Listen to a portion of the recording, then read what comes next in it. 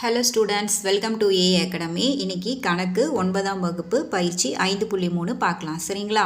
பயிற்சி 5.3ல் வந்து 4வது கணக்கு பார்க்கணும். ஒரு முக்கோணத்தின் பக்கங்களின் நடுப்புள்ளிகள் 2, 4, -2, 3 மற்றும் 5, 2 எனில் அந்த முக்கோணத்தின் முனைகளின் ஆயத்தொலைவுகளை காண்க. அதாவது வந்து ஒரு முக்கோணம் மாதிரி கொடுத்துருவாங்க. அந்த முக்கோணத்துடைய நடுப்புள்ளிகள், அதாவது நடுப்புள்ளிகள்னா எம், சரிங்களா? 2, 4, -2, 3, 5, 2 இருக்குமா? அந்த முக்கோணத்துடைய முனைகளுடைய ஆயத்தொலைவுகளை நம்மளை வந்து கண்டுபிடிக்க சொல்லியிருக்காங்க. இப்போ இந்த கணக்கு போடுறேன் பாருங்கள். டயக்ராம் போட்டால் உங்களுக்கு புரியும். பாருங்கள், இது முக்கோணம், சரிங்களா? முக்கோணத்துடைய நடுப்புள்ளிகள் வந்து 2, 4, -2, 3, 5, 2. இந்த முனைகளை தான் நம்மளை என்ன சொல்லியிருக்காங்க, கண்டுபிடிக்க சொல்லியிருக்காங்க. அப்போ நீங்கள் என்ன கண்டுபிடிக்கணும்? x1, y1, x2 கண்டுபிடிக்கணும், y2 கண்டுபிடிக்கணும், x3, y3. ஸோ இந்த ஆறுத்தையுமே நீங்கள் என்ன பண்ணணும், கண்டுபிடிக்கணும். தனித்தனியாக x1, y1, x2, y2, x3, y3ன்ட்டு இந்த 6 இதுவை வந்து நீங்கள் என்ன பண்ணணும், கண்டுபிடிக்கணும். சரிங்களா? அதுக்கு முதல்ல ஏபியோடைய நடுப்புள்ளி அதை கண்டுபிடிக்கணும். அதுக்கு அடுத்தது வந்து பிசியோடைய நடுப்புள்ளி இதை கண்டுபிடிக்கணும். அடுத்தது வந்து ஏசியோடைய நடுப்புள்ளியை கண்டுபிடிக்கணும். சரிங்களா? இப்போ முதல்ல ஏபி எடுத்துக்கலாமா? ஏபி ஈக்குவல் டு என்ன இருக்குது நமக்கு? 2, 4. இது வந்து நடுப்புள்ளி, சரிங்களா? இந்த ஏபியோட நடுப்புள்ளி தான் இந்த 2, 4. இப்போ ஃபார்முலா எடுத்துக்கலாங்களா? எம் ஈக்குவல் டு, எம்னா என்னது? நடுப்புள்ளி, சரிங்களா? நடுப்புள்ளி எம்மு நம்ம சொல்லுவோம்.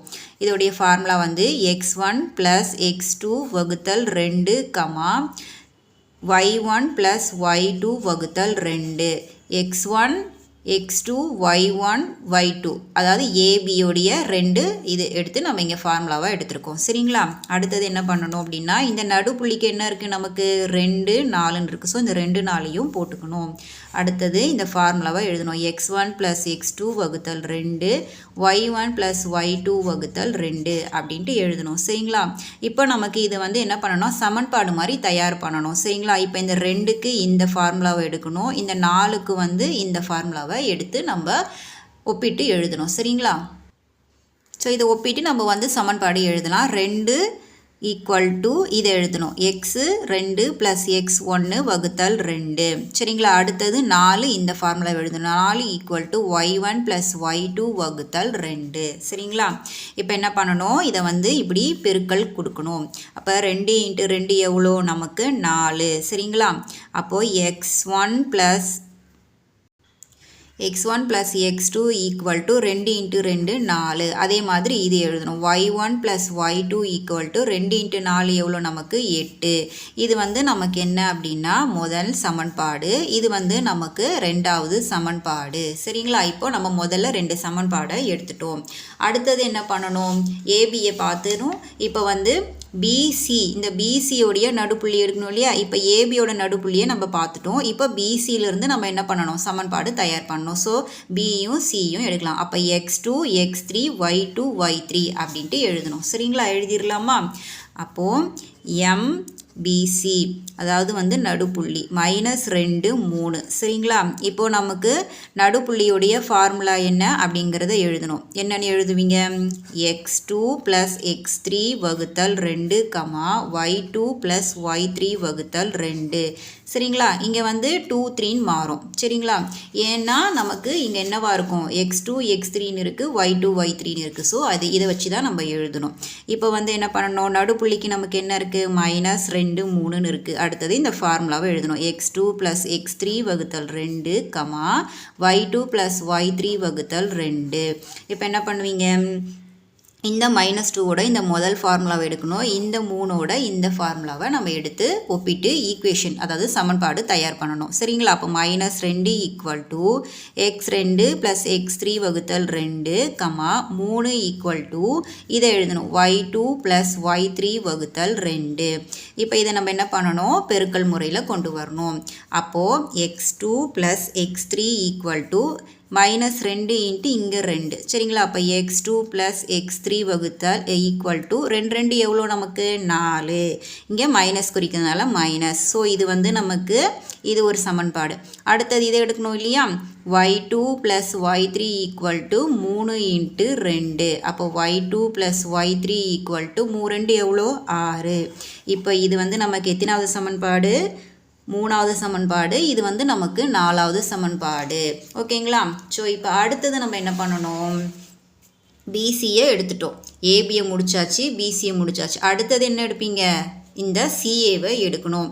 அப்போ x1 x3 y1 y3 formula நம்ம என்ன பண்ணணும்? எழுதணும். சரிங்களா? ஏசியோடைய நடுப்புள்ளி என்ன நமக்கு? 5 2. ஸோ அதை வந்து என்ன பண்ணணும்? எழுதிக்கணும். அடுத்தது ஃபார்முலா எழுதணும் இல்லையா? எம்னா நடுப்புள்ளி. ஸோ நடுப்புள்ளியோடைய ஃபார்முலாவை எழுதணும். என்ன ஃபார்முலா வரும்? x1 + x3 வகுத்தல் 2 y1 + y3 வகுத்தல் 2. புரியுதுங்களா? இது பாருங்கள், x1 x3 y1 y3 அதை தான் நம்ம இங்கே மாற்றி எழுதியிருக்கோம். அவ்வளோதான். இப்போ அடுத்தது நடுப்புள்ளி என்ன இருக்குது நமக்கு? 5 2 அப்படின்ட்டு இருக்குது. ஸோ இதுக்கு வந்து நம்ம அப்படியே எழுதிடணும். x1 + x3 வகுத்தல் 2 y1 + y3 வகுத்தல் 2. அவ்வளோதான். இப்போ இந்த 5ஓட இதை நீங்கள் வந்து எடுப்பீங்க, இந்த 2ஓட இந்த ஃபார்முலாவை எடுப்பீங்க. ஸோ இப்போ இதை எடுத்துக்கலாமா? அப்போ 5 = x1 + x3 வகுத்தல் 2 2 y1 + y3 வகுத்தல் 2. இப்போ இதோட இதை பெருக்குவீங்க, இதோட இதை பெருக்கி போடணும். ஸோ அப்போ x1 + x3 = I2 எவ்வளோ? 10. இப்போ அதே மாதிரி y1 + y3 = 2 × 2 எவ்வளோ? 4. ஸோ அப்போ இது வந்து நமக்கு எத்தனாவது சமன்பாடு? 5வது சமன்பாடு. இது வந்து நமக்கு எத்தனாவது சமன்பாடு? 6வது சமன்பாடு. மொத்தமாக நம்ம என்ன பண்ணியிருக்கோம்? 6 சமன்பாடு வந்து கண்டுபிடிச்சிருக்கோம். இப்போ என்ன பண்ணணும் அப்படின்னா, நம்ம இந்த ஆய புள்ளிகளை தானே கண்டுபிடிக்கணும். அப்போ x1 கண்டுபிடிக்கணும், y1 கண்டுபிடிக்கணும், x2 y2, அதுக்கப்புறம் x3 y3. ஸோ இப்போ மொத்தம் 6 இந்த முனைகளை வந்து நம்ம என்ன பண்ணணும்? கண்டுபிடிக்கணும். சரிங்களா? அதுக்கு முதல்ல நம்ம x1 x2 x3 ஃபஸ்ட்டு கண்டுபிடிச்சிடலாம். அதுக்கப்புறமா y1 y2 y3 கண்டுபிடிக்கலாம். இப்போ ஃபஸ்ட்டு வந்து நம்ம x1 கண்டுபிடிக்கலாங்களா? அதுக்கு என்ன பண்ணணும் அப்படின்னா, முதல்ல வந்து நம்ம கண்டுபிடிச்சிருந்தோம் இல்லைங்களா? 1 x1 எங்கே இருக்குது பாருங்கள், அதை பாருங்கள். முதல் சமன்பாடையும் மூணாவது சமன்பாடையும் என்ன பண்ணணும்? நம்ம வந்து ஒப்பிட்டு கொண்டு வரணும். சரிங்களா? அப்போது முதல் சமன்பாட்டில் மூணாவது சமன்பாடை நம்ம என்ன பண்ணணும்? சரி பண்ணி கொண்டு வரணும். முதல் சமன்பாடு என்ன? x1 + x2 = 4. மூணாவது சமன்பாடு என்ன? x2 + x3 = -4. ஸோ இது வந்து முதல் சமன்பாடு, இது வந்து நமக்கு மூணாவது சமன்பாடு. இப்போ பாருங்கள், இப்போ இது நம்ம வந்து வகுத்தல் போட்டு நம்ம சரி பண்ணி கொண்டு வரதுக்கு இந்த 2வும் இந்த 2வும் சமமாக இருந்தால் தானே நம்மளால் மைனஸ் போட்டு கொண்டு வர முடியும். அப்போ இந்த 2வை நம்ம இங்கே என்ன பண்ணணும்? மாற்றி போடணும். அப்போ x1 + x2 = 4. இந்த x2 இந்த x3 வந்து நமக்கு இங்கே வந்துடும். x3 இந்த x2 வந்து நமக்கு இங்கே என்னவோ ஆகிடும்? இங்கே போயிடும். ஏன்னா இது ரெண்டுமே சமமாக இருந்தால் தான் நம்மளால் மைனஸ் குறி மாற்றி நம்மளால் என்ன பண்ண முடியும்? கேன்சல் பண்ணி கொண்டு போக முடியும். அப்போ -4 வகுத்தல். இப்போ என்ன பண்ணலாம்? நம்ம வந்து மைனஸ் குறியாக மாற்றலாமா? மைனஸ் இது வந்து நமக்கு ப்ளஸ் ஆகும். இப்போ பாருங்கள், டைரெக்டாக அடிக்கலாம்ல. x2 + x2 - x2. ஸோ அடித்தாச்சு. இப்போ இதை எப்படி எழுதுவீங்க அப்படின்னா, x1 - x3 இது ரெண்டுமே ஒரே நம்பராக இருந்ததுன்னா, அதாவது இங்கே 1 இங்கே 1 இருந்ததுன்னா நம்ம வந்து என்ன பண்ணலாம்? டைரெக்டாக அடிச்சிருக்கலாம். ஆனால் இங்கே x1 இங்கே x3 இருக்கிறதுனால இந்த முறையில் தான் எழுதணும். ஸோ x1 - x3 = 4 4 கூட்டினா எவ்வளோ? 8. ஸோ இது வந்து நமக்கு எத்தனாவது சமன்பாடு ஆகுது அப்படின்னா 7வது சமன்பாடு ஆகுது. ஸோ இதிலிருந்து தான் நம்ம இப்போ என்ன பண்ண போகிறோம் அப்படின்னா, x1 வந்து நம்ம கண்டுபிடிக்க போகிறோம். ஃபஸ்ட்டு x1 வந்து கண்டுபிடிக்க போகிறோம். சரிங்களா? அதுக்கு வந்து நம்ம என்ன பண்ணணும் அப்படின்னா, நம்ம கண்டுபிடிச்ச 5வது சமன்பாடு இருக்குது இல்லைங்களா? இதோ பாருங்கள், x1 + x3 = 10. இந்த 5வது சமன்பாடிலிருந்து இந்த 7வது சமன்பாடை நம்ம என்ன பண்ண போகிறோம்? போட்டு x1 கண்டுபிடிக்க போகிறோம். அப்போ 5வது சமன்பாட்டிலிருந்து 7வது வந்து நம்ம என்ன பண்ண போகிறோம்? கண்டுபிடிக்க போகிறோம். சரிங்களா? 5வது சமன்பாடு என்ன இருக்குது நமக்கு? x1 + x3 = 10. 7வது சமன்பாடு x1 - x3 = 8 வகுத்தல் போட்டாச்சா? இப்போ என்ன பண்ணணும் அப்படின்னா, நம்ம வந்து கேன்சல் கொடுக்கலாம். இங்கே பாருங்கள், இந்த x3யும் நமக்கு என்னவா இருக்குது? ப்ளஸ் மைனஸில் இருக்குது. அப்போ நம்ம டைரெக்டாகவே கேன்சல் கொடுத்துக்கலாம், எதுவும் மாற்ற வேண்டியதில்லை. இப்போ இது x1 நமக்கு என்னவா இருக்குது? ஒரே மாதிரியாக இருக்குது, சரி சமானமாக இருக்குது. அப்போ ரெண்டுத்தையுமே கூட்டிக்கலாம். 2 ஒரு x இன்னொரு x. அப்போ 2x1 = 10யும் 8யும் கூட்டினா எவ்வளோ? 18. அப்போ x1 = 18 வகுத்தல் 2 சரிங்களா. இப்போ அடி கொடுக்கலாமா, ஓ 2 2 9 2 18. அப்போ x1 உடைய ஆன்சர் என்ன 9. ஸோ நம்ம வந்து x1 கண்டுபிடிச்சிட்டோம். அடுத்தது என்ன கண்டுபிடிக்க போகிறோம், இது பாருங்கள் x1 வந்து கண்டுபிடிச்சாச்சு. அடுத்தது வந்து x2 வந்து கண்டுபிடிக்க போகிறோம் சரிங்களா. x2 கண்டுபிடிக்கிறதுக்கு நம்ம என்ன பண்ண போகிறோம், இந்த x1 வந்து எதில் பிரதியிடணும், நம்ம பாருங்கள் ஐந்தாவது சமன்பாட்டில் வந்து நம்ம வந்து பிரதியிடணும். x1 = 9 சரிங்களா. x1 அதுக்கு என்ன எழுதணும், x1 = 9 வந்து இதில் பிரதியிடணும், 5இல் பிரதியிட. ஓகேயா. So x1 + x3 = 10. இது வந்து ஐந்தாவது சமன்பாடு. நமக்கு x1 என்ன கண்டுபிடிச்சிருக்கோம், 9ன்னு கண்டுபிடிச்சிருக்கோம். அப்போ x3 = 10. ஸோ x3 = இந்த 10 இங்கே வந்துடும். இந்த 9 வந்து நமக்கு இங்கே மைனஸ் ஆகும். இங்கே +9 இருக்கிறது நமக்கு இங்கே -9 ஆகும். அப்போ x3 = 10லேருந்து 9 போச்சுன்னா 1. ஸோ நம்ம வந்து x3 கண்டுபிடிச்சிட்டோம். அடுத்தது வந்து x1 வந்து நம்ம என்ன பண்ணியிருக்கோம், கண்டுபிடிச்சிருக்கோம். அடுத்தது என்ன கண்டுபிடிக்கணும், x2 தானே கண்டுபிடிக்கணும். அப்போது என்ன பண்ணணும், இந்த x3 = 1 வந்து எதில் பிரதியிடுவீங்க, மூணாவது சமன்பாட்டில் வந்து நம்ம வந்து பிரதியிடணும். மூணாவது சமன்பாடு எங்கே இருக்குது பாருங்கள், நம்ம கண்டுபிடிச்சி வச்சுருக்கோம் இல்லையா. இதை பாருங்கள் x2 + x3 = -4. ஸோ இதில் பிரதியிட்டால் தான் நம்மளால் என்ன பண்ண முடியும், x2 வந்து நம்மளால் வந்து கண்டுபிடிக்க முடியும். ஸோ அப்போ அதை எழுதிக்கலாமா, x2 + x3 = -4. ஸோ x2 + x3க்கு என்ன கண்டுபிடிச்சிருந்தோம், 1 = -4. x2 = இந்த -4 இங்கே வரும், இங்கே +1 இருக்கிறது நமக்கு இங்கே -1 ஆகும். அப்போ x2 = ++, அப்போ 4 1 கூட்டினா 5 மைனஸ். அப்போ x2 உடைய ஆன்சர் என்ன, -5. இப்போ நம்ம x1 கண்டுபிடிச்சிட்டோம், x2 கண்டுபிடிச்சிட்டோம், x3யும் கண்டுபிடிச்சிட்டோம். அடுத்தது இப்போ என்ன கண்டுபிடிக்கணும், நம்ம y1 y2 y3. ஸோ இந்த 3யும் கண்டுபிடிக்கணும் சரிங்களா. அதுக்கு நம்ம என்ன பண்ணணும், ரெண்டாவது சமன்பாட்டை 4ல் வந்து நம்ம என்ன பண்ணணும், சரி பண்ணி கொண்டு வரணும். பாருங்கள் ரெண்டாவது சமன்பாடு எங்கே இருக்குதுன்னுட்டு, இதோ பாருங்கள் ரெண்டாவது சமன்பாடு y1 + y2 = 8. நாலாவது சமன்பாடு இங்கே இருக்குது பாருங்கள், இங்கே கீழே இருக்குது பாருங்கள், y2 + y3 = 6. ஸோ இந்த ரெண்டு சமன்பாட்டையும் தான் நம்ம இப்போ என்ன பண்ண போகிறோம், பிரதியிட்டு y1 y2 y3 வந்து நம்ம கண்டுபிடிக்க போகிறோம். ஸோ இதுக்கு வந்து y1 + y2 = 8. இது வந்து எத்தனாவது சமன்பாடு, நமக்கு ரெண்டாவது சமன்பாடு. y2 + y3 = 6. இது வந்து நமக்கு நாலாவது சமன்பாடு. பாருங்கள் இங்கே y2 இங்கே இருக்குது, y2 இங்கே இருக்குது. அப்போ ரெண்டுத்தையுமே ஒன்றா கொண்டாந்து தான் நம்ம அடிக்க முடியும். அப்போது y1 + y2 = 8. இந்த y2 வந்து நமக்கு இங்கே வந்துடும். அப்போ y3 இங்கே வந்துடும். அப்போ y3 + y2 = 6. புரியுதுங்களா. இதை அடிக்கணுங்கிறதுக்காக நம்ம இங்கே சேஞ்ச் பண்ணி போட்டிருக்கோம், அவ்வளோதான். இப்போ நம்ம வந்து குறிகளெல்லாம் மாற்றலாமா, ப்ளஸ்ஸாக இருக்கிறது மைனஸ் ஆகும், ப்ளஸ்ஸாக இருக்கிறது மைனஸ் ஆகும். இப்போ இதை நம்ம டைரெக்டாக என்ன பண்ணிக்கலாம், கேன்சல் கொடுத்துக்கலாம். அப்போ y1 இதை எப்படி எழுதுவீங்க, இங்கே 1 இருக்குது, இங்கே 3ன்னு இருக்குது பகுதியில். அப்போ y1 - y3 = 2. ஸோ இது எத்தனாவது சமன்பாடு, நமக்கு 8வது சமன்பாடு.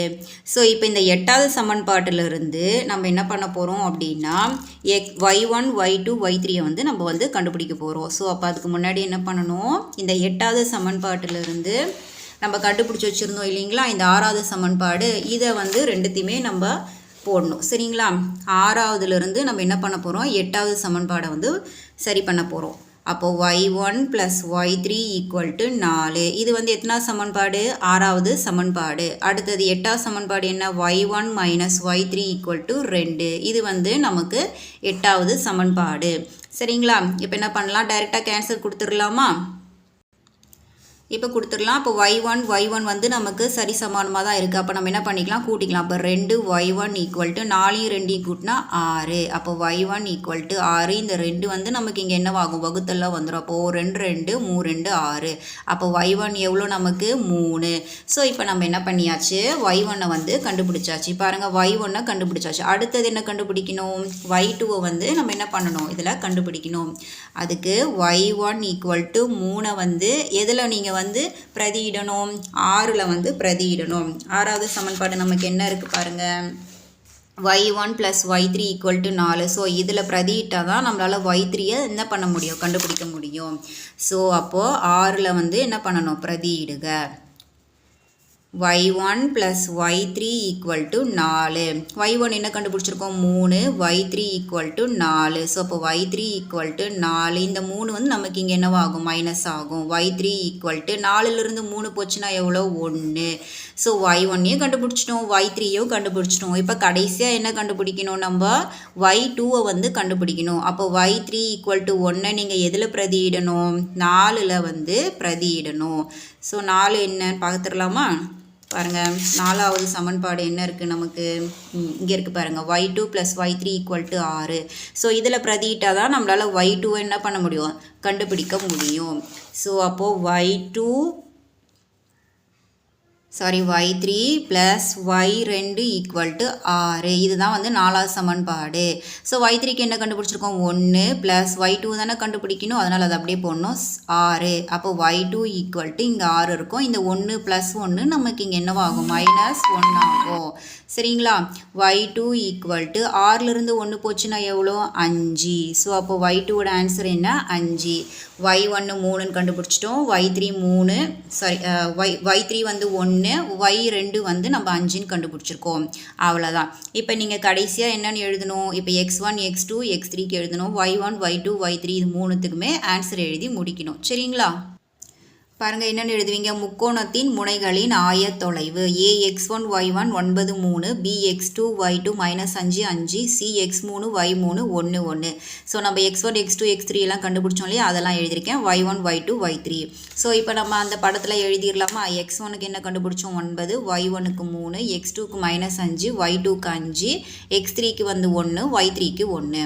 அவ்வளோதான். சரிங்களா? நான் இந்த கணக்குங்களோட இந்த வீடியோ முடிச்சுக்கிறேன். அடுத்தடுத்த கணக்குகள் பார்க்கணும் அப்படின்னா நம்மளோட ஏ அகாடமியை வந்து சப்ஸ்கிரைப் பண்ணிக்கோங்க. தேங்க்யூ.